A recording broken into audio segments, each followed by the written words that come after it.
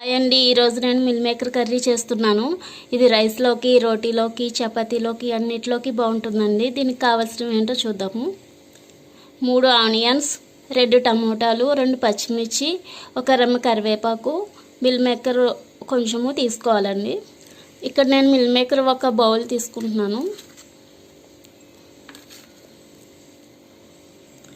ఇంకా బిర్యానీ లీఫ్ ఒకటి, కొంచెం నల్ల జీలకర్ర, 2 ఇంచులు దాల్చిన చెక్క, 2 యాలకులు, 4 లవంగములు తీసుకోవాలి. ఒక 10-15 జీడిపప్పులు బద్దలు ఒక గిన్నెలో ఉంచుకుని దాన్ని కొంచెం ముందుగా నానబెట్టి ఉంచుకోవాలండి. జస్ట్ కొంచెం చాలు, అలా అవి ములిగిలా నానబెట్టి ఉంచుకోవాలి. ఉల్లిపాయలను ఇలా పెద్ద సైజు పల్చటి ముక్కల్లా కట్ చేసుకోవాలండి. నేను మిర్చి జస్ట్ నాటు పెట్టి వదిలేసాను. టమాటాలు కూడా ఇలా పొడవుగా చిరుకుల కింద చీరుకొని ఉంచుకోవాలి. ఇప్పుడు గ్యాస్ ఆన్ చేసుకుని పాత్ర పెట్టుకుని చెమ్మ లేకుండా వేడయ్యేలా చూసుకోవాలండి. ఇలాగ ఇప్పుడు ఈ ఉల్లిపాయలు టమాటా ముక్కలు పూర్తిగా చల్లారిపోయినాయండి. వీటిని మిక్సీ పట్టుకుందాము. ఈ విధంగా మెత్తగా మిక్సీ పట్టుకోవాలండి. అదే పాత్రలో నూనె పోసుకొని వేడయ్యాక పోపులు వేసుకోవాలండి. ఇప్పుడు ముందుగా బిర్యానీ ఆకు, నల్ల జీలకర్ర, దీన్ని ఒకసారి కలుపుకోవాలండి. తర్వాత నాటు పెట్టుకున్న మిర్చి,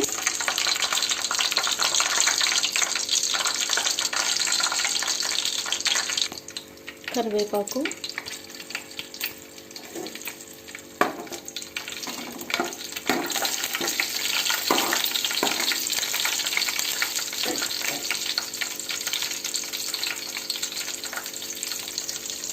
ఒక స్పూన్ అల్లం వెల్లుల్లి పేస్ట్ వేసి కలుపుకోవాలి బాగా.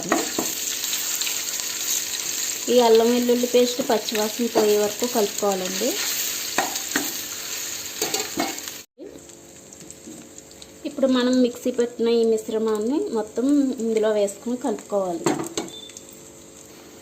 ఇప్పుడు దీన్ని మొత్తం బాగా కలుపుకోవాలి. ఈ ఉల్లిపాయ పేస్ట్లో మనం ఎప్పుడు వాటర్ పోయి అక్కర్లేదండి, అదే మెత్తగా అయిపోతుంది మిక్సీ పట్టినప్పుడు.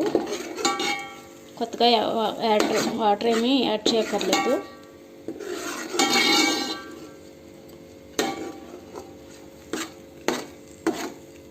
ఇలా కలిపేసి బాగా ఇందులో మనం ఉప్పు కారం అవి వేసుకుందాం. ఇప్పుడు మనం 1/2 స్పూన్ పసుపు, 1 స్పూన్ కారం,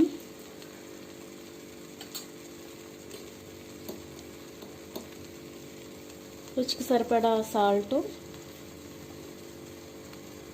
వేసుకుని బాగా కలుపుకోవాలండి. ఇప్పుడు బాగా కలుపుకొని ఈ ఉప్పు కారం అనేవి మీ రుచికి తగ్గట్టు మార్చుకొని వేసుకోవచ్చండి. ఎక్కువ తక్కువ అని, కారం బాగా తినేవాళ్ళు ఇంకొంచెం వేసుకోవచ్చు. నేను కొత్త కారం వేసాను. ఓకేనండి. ఇలా కలుపుకున్నాక ఇప్పుడు మనం వాటర్లో పిండి పక్కన పెట్టుకున్న మిల్ మేకర్ ఇందులో కలుపుకోవాలి.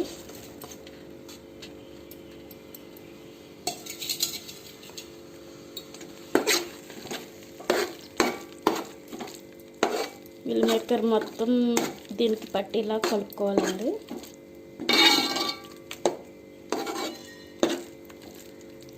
ఇంత కలుపుకున్నాక ఒక 2 నిమిషాలు సిమ్లో ఉంచుకొని మూత పెట్టుకొని ఉంచుకోవాలి. ఇప్పుడు ఇందులో కొంచెం వాటర్ పోసుకోవాలండి, మరీ ఎక్కువ కాకుండా.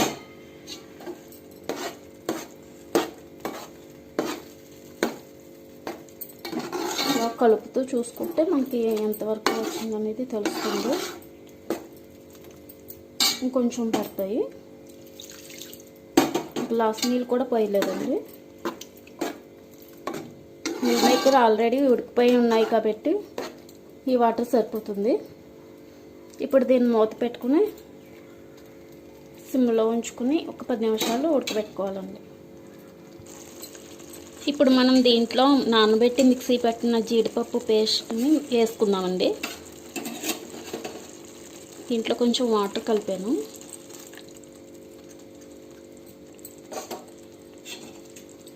ఇప్పుడు ఇది మొత్తం కలిసేలా బాగా కలుపుకోవాలి. ఇది లాస్ట్లో ఇంకా 2 మినిట్స్లో దించేస్తామనగా అప్పుడు కలుపుకోవాలండి, ముందుగా వేసుకోకూడదు. దీనివల్ల టేస్ట్ కొంచెం పెరుగుతుంది.